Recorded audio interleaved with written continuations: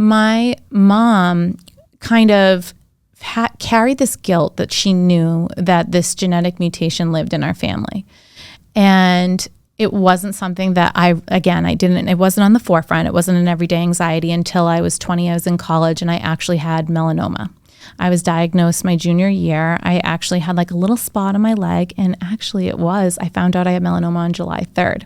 Oh my goodness. It was crazy. But I found out and it really surprised me. Because you have heard the big C word your whole life, essentially, but you were always thinking breast cancer, potentially ovarian cancer. Melanoma really wasn't on the radar all that much. So shocking nonetheless. And let's be clear, this was in the heyday of gin tan laundry. Oh, heck yeah. So everybody was going tanning. It was the social thing to do. My roommates in college, everybody would just it's Thursday, let's go tanning and out to lunch afterwards. And so I absolutely was guilty of that. Highly regret it. But it was part of the fabric of being in college at that time. So I ended up really kind of having alarm bells go off for all my doctors being hold on, wait a minute, this is a little strange to have melanoma because it's the deadliest form of skin cancer. So we didn't talk about genetic testing because typically for genetic testing, you want to be ready to take on action with your health, and there's really not much you can do until you're at least 25 years old.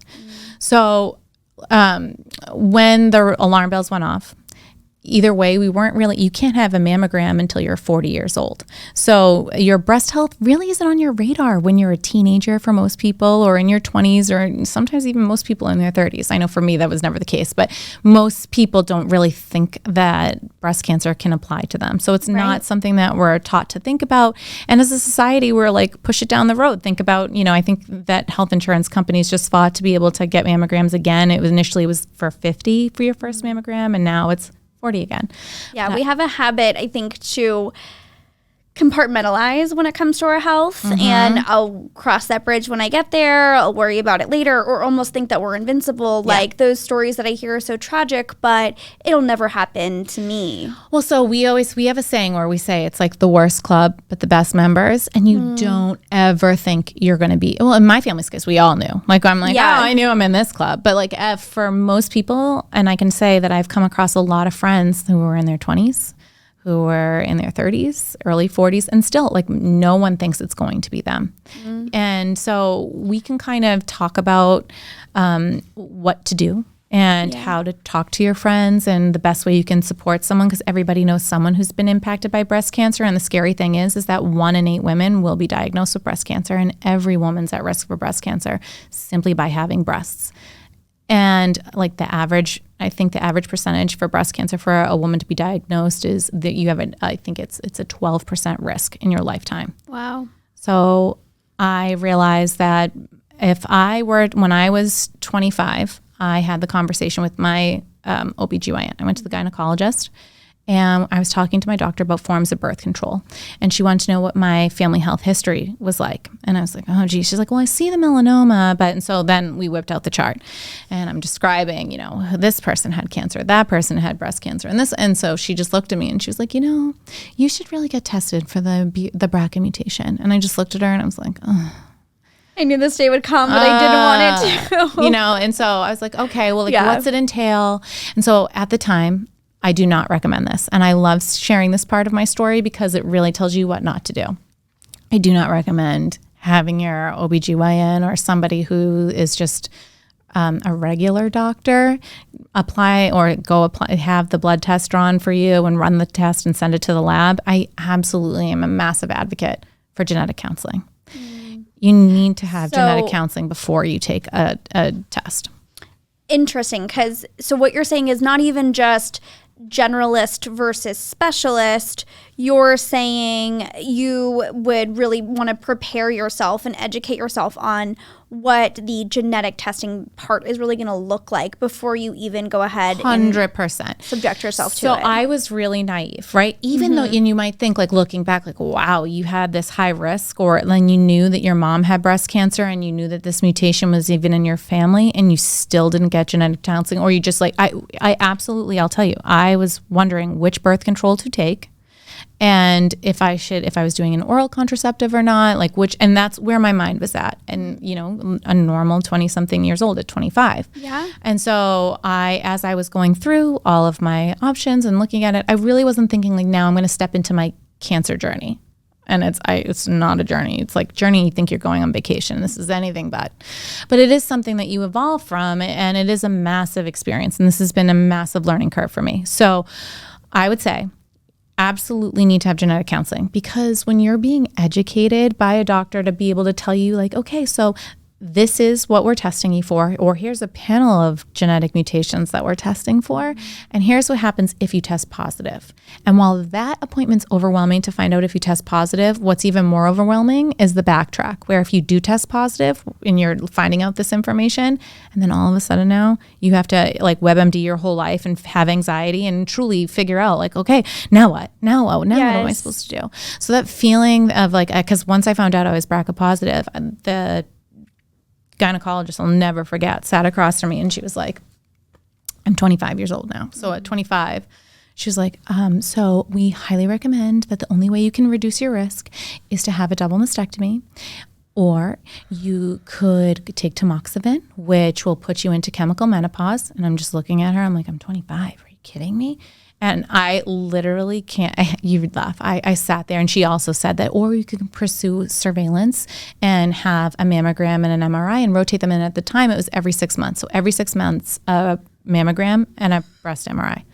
So I remember sitting there looking at her, and I like grabbed my boobs and I was like, I literally just got these.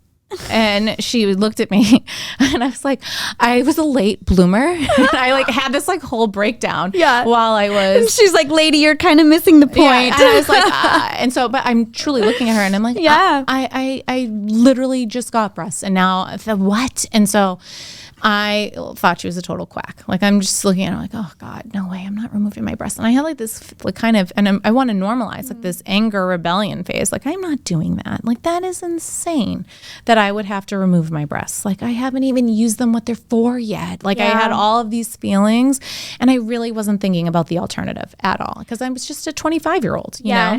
I can relate to this, and I sort of have the same sentiment and feelings on this as you. When I was younger, maybe I think I was 21 or 22, I was going through like this kind of weird health journey myself, not cancer related, but I was experiencing this like numbness and tingling and different like weird just things I couldn't really explain that weren't injury related, things going on with my body. And I was getting a lot of tests done. And I do have a lot of autoimmune disease in my family. And I will never forget when I went into the doctor and I first, and it takes a lot of courage to go to the doctor and say, I don't know what's wrong with me, please help. I mean, we have no problem going in for a sprained ankle or for, different things, right? But, it's that I don't really know what's happening and I feel like I'm kind of crazy, but can you please help me? That takes guts as it is. So I'm explaining all my symptoms and I'm telling him, I do have my grandmother on my mother's side passed away from MS, and talking about all this stuff. And the first thing that comes out of his mouth is, well, I just want to prepare you. We may need to discuss what will happen if you are diagnosed with MS. Yeah. And I understand that was a very real, possibility. But I do feel like sometimes doctors, the people that we go to, who we trust, are so quick to go to extremes sometimes. And it's like 22-year-old me is not prepared to handle that information. I was not ready for that information. And also, why scare me with that information until you know? I know that it probably comes from a good place, but that's a lot for one person to take in. I'm 22 years old, and I think I might have MS. You're getting set down right at 25, and they're like, you might have to have a mastectomy. And it's like, hold on a second here. Can we talk about this gradually? Can you let me process a little bit first? And it's just, I think, a little bit,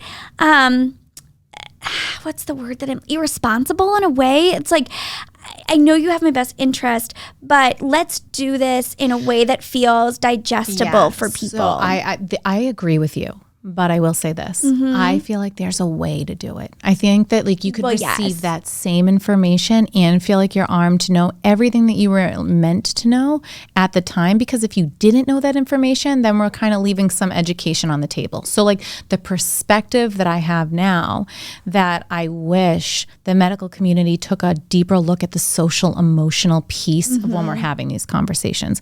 Because I agree with you. It is a lot of information. So I think that what if your doctor said, hey, Tracy, I think for this appointment, you need a second set of ears. Like that would have been like, okay, I need to have this deeper conversation with somebody else who's listening so that I can kind of break it down a little bit more.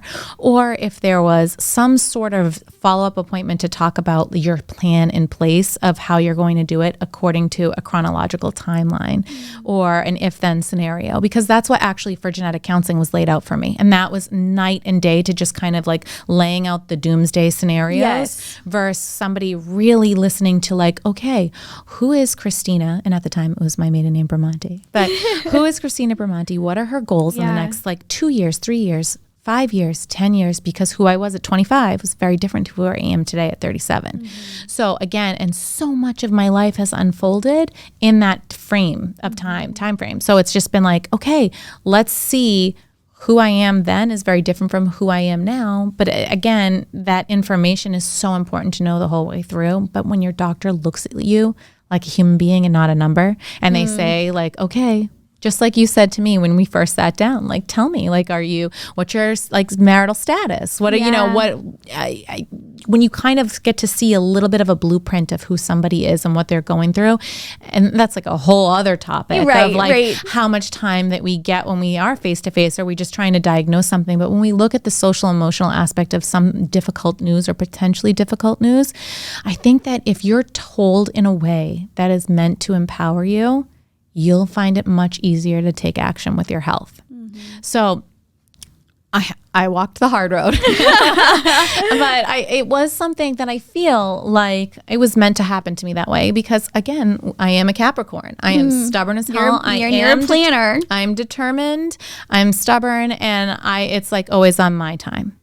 And so with that said, I will say that as soon as I was diagnosed with a BRCA mutation, I came home from that appointment, and my boyfriend was my high school boyfriend. I came home from that appointment, and I was like, when are we getting engaged? It's been 8 years. Like, you're like, chop, let's go. I need to like move forward with my life. I need to now have a baby. They were telling me that my first baby should be born by 30. Like, talk about pressure. And then that will reduce your risk. Like, they threw all of these things at me. I just sat there taking like, if you'd like to breastfeed, then I'm like, oh my God, I can't believe that I literally just got breasts. And now we're talking about removing them.